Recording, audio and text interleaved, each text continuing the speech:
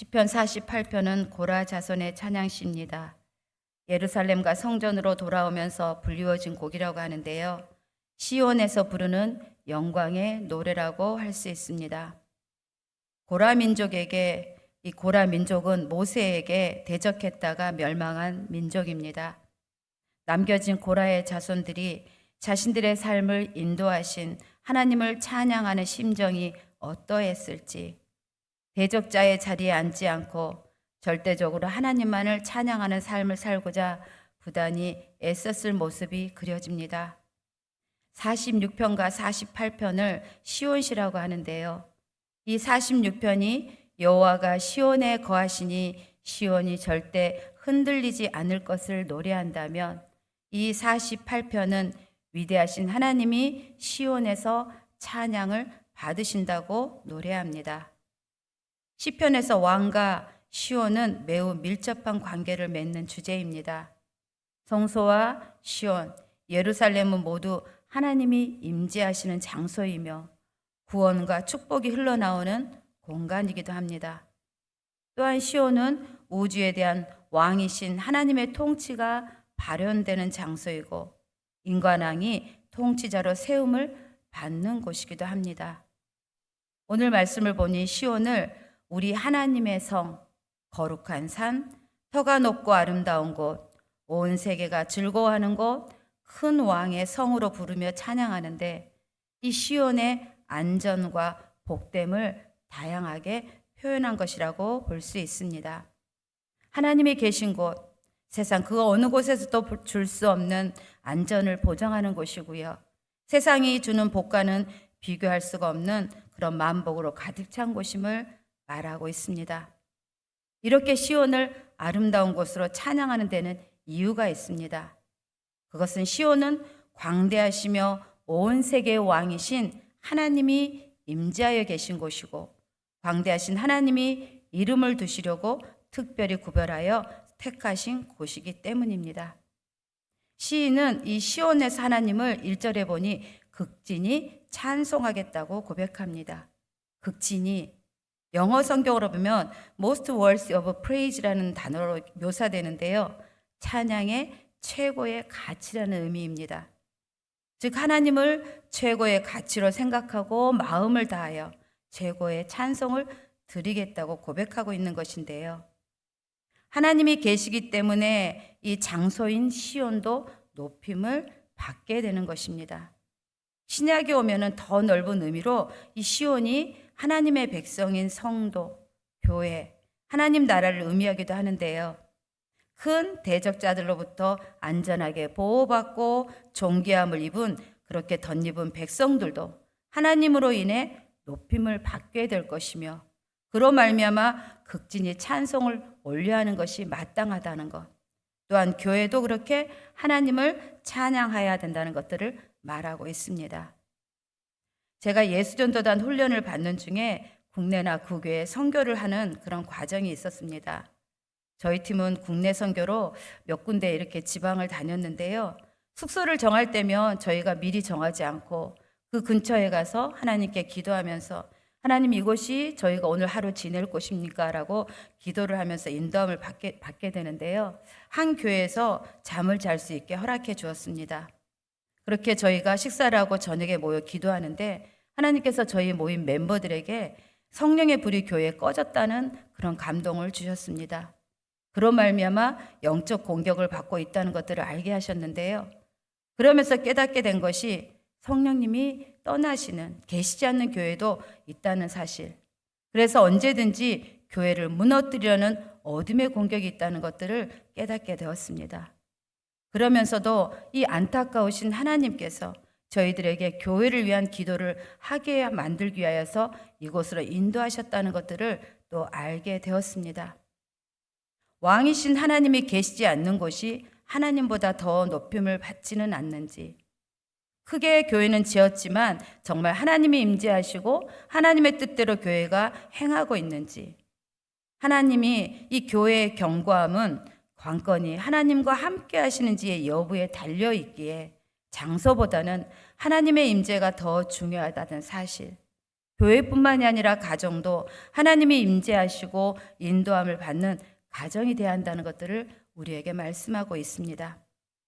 하나님이 시온을 버리고 떠나버리셨을 때 더 이상 아름다운 곳이 아니라 폐허가 된 것처럼 아무리 화려하고 큰 교회 건물이라도 자신을 더럽힌 결과 하나님이 임재하시지 않으면 추한 곳이 되고 많은 것들을 이 유럽의 교회들이 지금 현재 술집이나 연회장으로 탈바꿈한 것들을 보면 우리가 알 수 있습니다. 그와 반대로 비록 초막이라 할지라도 작고 보잘것없는 장소라고 할지라도 하나님이 임재하신 곳은 아름답다는 사실입니다. 시인은 하나님께서 당신을 요새로 알리셨다고 합니다. 요새는 광야를 여행하는 나그네, 또 전쟁터에 나가는 용사에게 피난처나 생명과도 같이 맞바꿀 정도로 중요한 의미를 그렇게 지니고 있습니다. 살인적인 회오리 바람, 또 무더위와 추위를 피하게 해주는 피난처, 또 적군들의 무서운 화살과 창을 막아주는 요새. 그런데 2절에 보니 큰 왕의 성이신 하나님이 당신의 자녀인 우리에게 인생의 고난과 험난한 파도 속에서 친히 요새가 되어주셔서 잠잠히 있게도 하시고 힘을 비축하게도 하셔서 이후에 거뜬히 헤쳐나가게 인도해 주신다고 말씀하고 있습니다. 다만 헤쳐나가면서 또한 헤쳐나간 후에 우리가 할 일은 하나님을 높여드리며 하나님 나라를 세우기 위한 삶을 살아가야 한다는 것입니다. 여러분 잘 아시는 복음성 가사에 나의 피난처 예수 의지해요. 나의 피난처 예수 의지해요. 나의 가는 길에 거센 바람 몰아쳐와도 나의 피난처 예수 의지해요. 아바 아버지 나를 사랑하시니 나의 모든 것 주께 드려요. 아바 아버지 내가 여기 있으니 주님 영광이하여 주님 교회 위하여 주님 나라 위하여 써주세요라는 고백처럼 우리도 그런 삶을 살아야 한다는 것들을 말하고 있다는 것입니다. 그런데 하나님만이 아닙니다. 하나님이 계신 시온도 난공불락에 힘이 주어져서 요새가 되게 하여 주시는데요.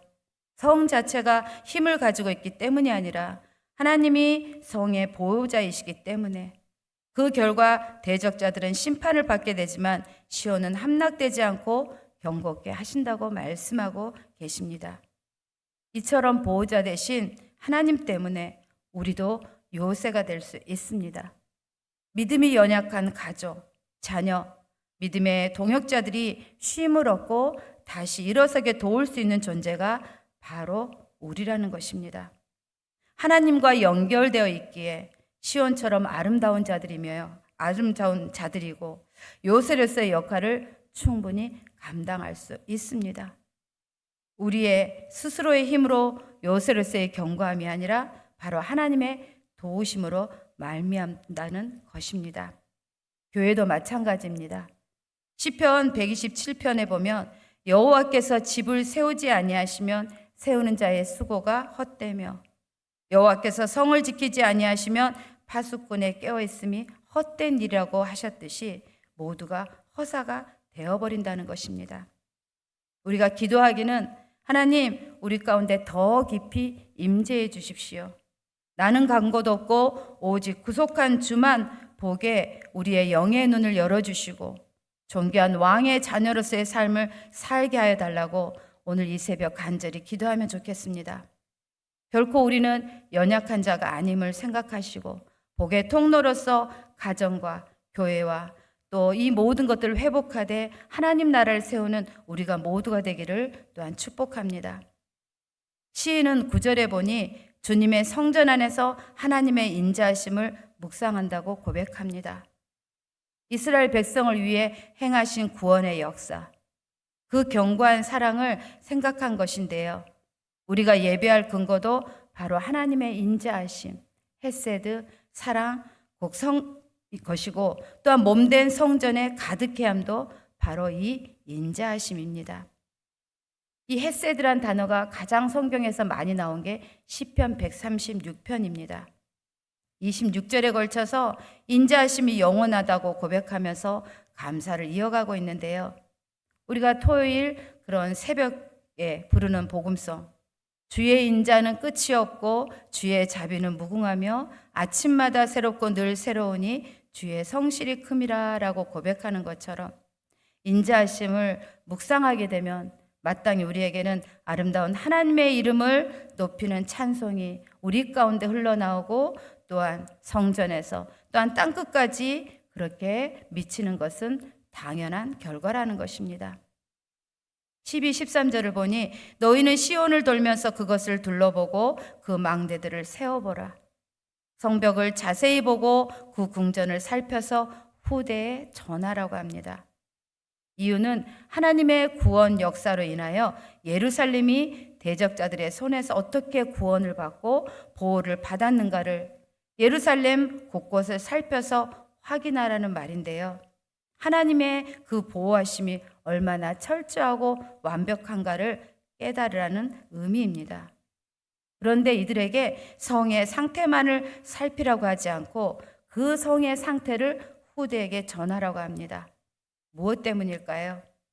후손들도 그의 조상들처럼 하나님만이 그들의 구원자임을 알고 의지하며 경외하도록 하기 위함이고요. 부모로서의 사명이 무엇인지 알려주기 위함입니다. 신앙의 전수를 강조하고 있습니다. 지난 주일 대표 기도하신 그 서주열 집사님의 눈물의 기도가 제게는 큰 울림이 있었습니다. 자녀의 신앙 교육만큼 중요한 것이 없다는 것을 우리는 알지만 제대로 교육도 시키지 못하고 있는 것이 우리의 현실이고요. 다만 우리의 눈물의 기도 또한 헌신을 어여삐 보시는 주님께서 우리의 자녀들이 우리보다 더 하나님을 알고 하나님만 의지하고 사랑하며 인생을 살아가는 자녀들이 되도록 인도해 주시기를, 그래서 결국에는 우리의 기도에 응답해 주실 것을 믿습니다. 오늘 저에게는 어떻게 보면 큰 기도 제목이 있는 날입니다. 성악하는 저희 아들이 이탈리아 대사관에서 비자 면접이 있습니다. 유학을 준비하면서 너무나 힘들어하였는데요. 비자가 나와야 유학을 갈 수 있기에 마음고생을 하는 것들을 제가 보게 되었습니다. 그러면서 제가 감사하게 된 것은 힘드니 하나님께 기도하는 아들의 모습을 보게 되었고요. 또 성악을 하다 보니 이 괴로울 때 주님의 얼굴 보라, 평화의 주님 바라보라, 이 찬양을 계속 부르면서 자신의 믿음을 다시 한번 하나님께 올리는 것들을 제게 아이가 고백을 하였습니다. 여러분, 오늘 한마디 기도 부탁합니다. 비자가 또 나올 수 있도록, 그래서 정말 꿈꾸는 유학을 갈 수 있도록 한마디 기도를 부탁드립니다. 하나님이 이렇게 믿음의 사람으로 빚어가고 계시는 저희 아들의 모습을 보게 되었는데요. 유일한 구원자이신 하나님은 우리만이 아니라 자손 대대로 의지할 분이신 것들을, 그래서 하나님만을 의지하는 자녀로 잘 가르치는 것이 바로 그들이 복되게 하는 길이고, 그러기에 올해 2024년 우리와 우리의 자녀들이 살아계신 하나님을 체험하는 은혜가 있기를 또한 소망해 봅니다. 다른 어떤 말씀보다도 구원을 끝까지 책임져 주신다는 말씀만큼 우리에게 힘을 주는 말씀이 있을까 싶습니다. 14절에 보니 영원히 우리 하나님이 되시는데 죽을 때까지 인도해 주실 분이심을 고백하고 있습니다. 하나님의 보호, 안전을 절대적으로 확신하고 있는 시인의 모습인데요. 당신의 백성을 사랑하시되 끝까지 사랑하시는 그런 신실한 분임을 믿어 의심치 않는 시인의 고백입니다. 우리에게 묻습니다. 영원히 우리 하나님이 되시고 죽을 때까지 인도하시는 분이심을 믿는지 말입니다. 보통 결혼식 때 검은 머리 파풀이 되도록 함께할 것을 서약하지만 우리 인간은 서로가 연약해서 인간의 힘으로는 현실적으로 이루어지기 어려운 그런 관계입니다. 그래서 사람은 믿음의 대상이 아니고 사랑할 대상이고요. 그러나 임마누엘 하나님, 영원히 함께 하시는 하나님은 우리네 삶이 끝나 온전한 휴식의 때까지, 정말 평생 함께 하시다가 평안히 죽을 때까지 인도하시는 하나님 아버지가 되십니다. 그래서 우리는 광야 같은 세상에서 두려움 없이 평안 가운데 살아갈 수 있는 것이고요. 두려움이 고개를 듭니까? 주님만이 반석이시며 피난처이시고 요새이심을 입술로 고백해 보십시오. 반드시 내가 너를 축복하리라. 반드시 내가 너를 들었으리라. 천지는 변해도 나의 약속은 영원히 변치 않으리. 하나님께서 두려워하지 말라고 말씀하십니다. 찬양의 가사처럼 소원이 이루는 날이 속히 올 것을 입술로 고백하시며 오늘도 주님 안에서 평안의 삶을 누리는 복된 한 분 한 분 되기를 축복합니다.